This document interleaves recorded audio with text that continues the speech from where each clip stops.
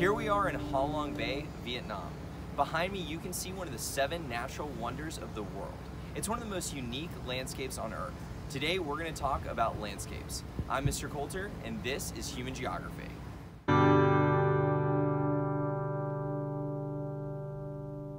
For our next topic in Unit 3, we are going to look at 3.2, cultural landscapes. Cultural landscapes are combinations of physical features, agriculture, and industrial practices, along with religious and linguistic characteristics, evidence of sequent occupancy, and other expressions of culture. So we're going to examine all of those things today. So the cultural landscape is the imprint of people on the land. So it is how humans use, alter, and manipulate the landscape to express their identity. It's really how we change the land in order to reflect what we have as a culture and the things that we do. We have a bunch of examples that we're going to get into. Some of those are architecture of buildings, methods of tilling the soil, our means of transportation, clothing and adornment, and then the sights, sounds, and smells of a place. This famous statue of Christ in Brazil that is in Rio is a great example of a cultural landscape. It gives you a strong sense of place. It gives you the religious identity of the place, and most people can identify where it is just based on this picture. Signs of a culture can be found everywhere in the landscape, and it changes over time. When we change it over time, it is known as sequence occupancy. It is the notion that different societies and people leave their cultural imprints on a place. Each contributes to the cumulative cultural landscape. So each group adds a little bit to a place, and those changes over time can be tracked and seen, and we can study those to understand who came before. So let's start with some of the things that a cultural landscape has. Sometimes the physical features make it unique. So here we have in Mexico, off the coast of, I think it's near Cancun, there's beachfront property, and the landscape, the physical features, made it so that people modified around it in order to take advantage of the pretty scenery. Sometimes we use the landscape for industrial reasons. These are Silicon Valley and the tech industry. Those shape the area with unique buildings, interesting campuses, and you can see that there's a lot of outdoor spaces that reflect the physical climate where it is warmer and less rainy. Here we have the agricultural use of an area. In Southeast Asia, they do something called terraced farming, where they stack fields in sloped areas to make the most of the land that they have. Religious use is an important reason for the way we shape the cultural landscape. This is a mosque in northern Africa, and you can see the cultural traditions of the place, that the architecture is unique and it is celebrating their faith. Religious buildings are a common way to see the culture of a place. We also see linguistic evidence. So this is a restaurant sign in Italian, and it shows us things about the culture through the language and the food that people eat. In understanding sequent occupancy, we're going to look at Jerusalem. So Jerusalem can help us to see this idea. Remember, sequent occupancy is an important concept in geography because it symbolizes how humans interact with their surroundings. And we can look at Jerusalem's skyline and see thousands of years of the way humans have modified it. You can see that on the left, Crown Plaza is a hotel built in the 1970s. So it's a recent addition. But if you look 19 BCE, so 19 before 0, the Western Wall was built during Roman rule. That's in the same city, not far from one another, that we see almost 2,000 years of difference in these buildings, and it is a holy Jewish site. We also see the Dome of the Rock, which was built in 692 CE, which is the second most important Muslim holy site. All of these things are built in different times by different groups of people, but they all have a connection of this sense of place. They all shape the landscape. So we can look at the different eras of buildings to understand how the landscape has been shaped.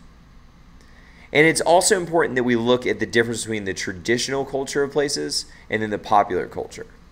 So the traditional or local buildings are typically erected without an architect. They don't have blueprints, and they use locally available building materials. The people who build them have known the cultural traits of their area and know how to build things based on these old systems that don't need to be written down.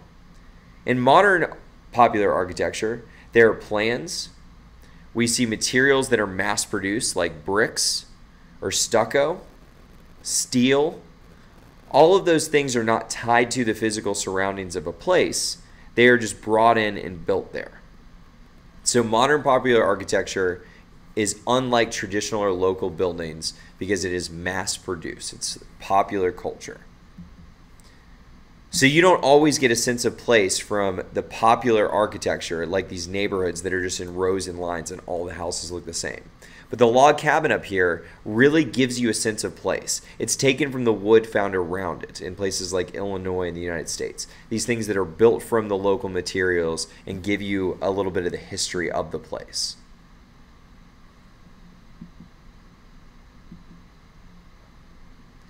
Ethnicity and gender also shape the landscape. So the attitudes we see towards ethnicity and gender, including the role of women in the workforce, ethnic neighborhoods, and indigenous communities, shape the use of land in a given society. So here are a bunch of different ethnic groups that we can find celebrated around the world in the United Nations. This is a good example from New York City, all the little towns of different ethnicities. These are known as ethnic enclaves. These are known as ethnic neighborhoods, where different people from groups migrated together and then hold those traditional values tight. So they try to continue to celebrate their traditional values. And then, like we said, women in the workforce and women in society are a big part of culture in the way that we understand it. Ethnicity is a shared culture that is tied to place. It's very different than race. We're going to talk about the difference more in Unit 4. But ethnicity is really the shared culture of people. It's the practices, values, and beliefs of a group. This can include shared languages, religions, traditions, and many other cultural traits that make a cultural complex. And like I said earlier, ethnic neighborhoods are the area in a city containing members of the same ethnic group. So ethnic neighborhoods are where people of the same ethnicity gather around in an area. So here's a map of Atlanta based on ethnic ties. We can see that in the north, there's a lot of growth in the Asian community. Forsyth County now has the fastest growing Asian population in the United States, according to the AJC. Also, we see very specific groups like South Koreans moving to areas like Duluth. This is a quote from Sparks Magazine, that Atlanta is home to the third largest Koreatown after Los Angeles and New York City. And we see a lot of that on the border of Fulton and Gwinnett County, where there's many signs that we can see in Korean churches, restaurants, and services. Hispanic neighborhoods in Atlanta tend to be in the northeastern part of the suburbs. And we can see the major Hispanic groups in Atlanta include 314,000 Mexican immigrants, 43,000 people from Puerto Rico, and then 24,000 people from Salvador. So you can see in the yellow distribution on the eastern side of the north of Atlanta. So this just gives us a sense of the different ethnic neighborhoods we find in Atlanta.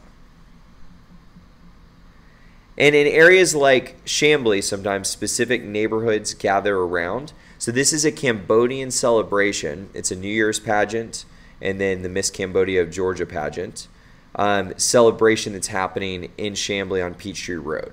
So when you have one ethnicity that gathers together and tries to hold to their traditions, this is a great example of that, where they have this yearly celebration.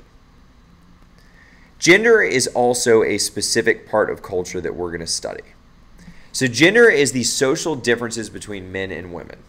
This is not talking about the anatomical, biological differences between the sexes. We're talking about the social differences between men and women. That is what's considered feminine or masculine. And those things change greatly over time and space, in the way people dress, in the way we raise kids. Those things are specific to cultures. So here's an example. of toys that are specifically geared towards boys or girls. Those things encourage gender roles. You can see the color-coded toys that are geared towards boys versus girls.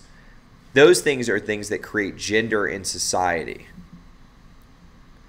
Here we see in Iran a famous photo series called The Disappearance of Women. Women had a stronger role in society in Iran in the 1960s and 70s. And you can see that a grown woman would wear her hijab, but would have unique clothing and styles, could be colorful. As time has gone on, women in Iran have had less and less rights, and you can see the woman disappearing into a burqa where all you can see are eyes.